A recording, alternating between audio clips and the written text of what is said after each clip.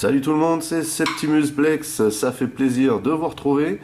Aujourd'hui, non pas une revue, mais un update à la vidéo que j'avais faite portant justement sur la Masterpiece Takara 22, à savoir Ultra Magnus, car dans les commentaires, on m'avait signifié quand même que j'avais oublié quelque chose, et comme je trouve que ça a son importance, j'ai souhaité faire un petit update.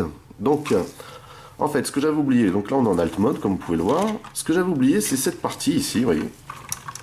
Donc cette partie est la seule en finale en Alt Mode qui peut laisser penser qu'il s'agit d'un robot.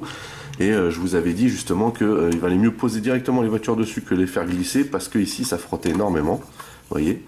Or, la ceinture de Magnus, cette partie plastique, il suffit simplement de la déclipser et de la faire pivoter vers l'avant. Voilà.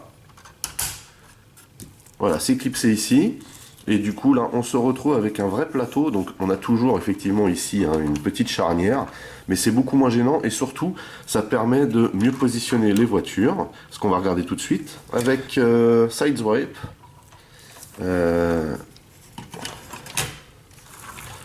Donc c'est pareil, on ne peut pas non plus rouler ici à cause de la charnière et à cause du fait que le grand plateau métallique ici peut abîmer la peinture des parties plastiques de la voiture. Mais vous voyez ici on peut aisément la caler, voilà, impeccable. Donc on a aussi le petit bitonio là, vu que cette voiture est basse, qui peut servir aussi à la stopper.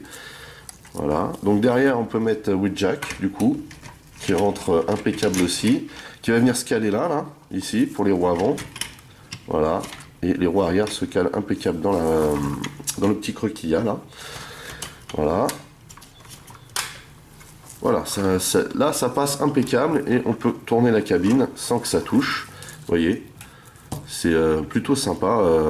C'est vraiment comme disait celui qui m'a fait le commentaire, Greg, le souci du détail. Et ben, le souci du détail, il est là. Sur ce coup-là, Takara a vraiment assuré de toute façon sur l'ensemble de cette figurine. Bon, on va finir de compléter le porteur.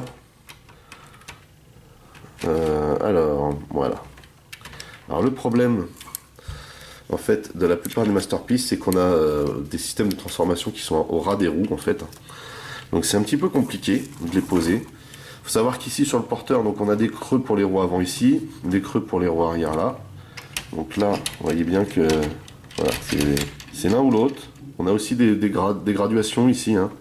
Donc là, ici, a priori, Prol rentre impeccable. Et ici, on a les creux pour les roues arrière. Mais ici il s'agit de Trax, et bien sûr les petites ailes en dessous qui sont au ras des roues gênent un petit peu. Donc l'appui se fait ici, mais là on peut voir vraiment que ça a de l'allure, ça a de l'allure quand même.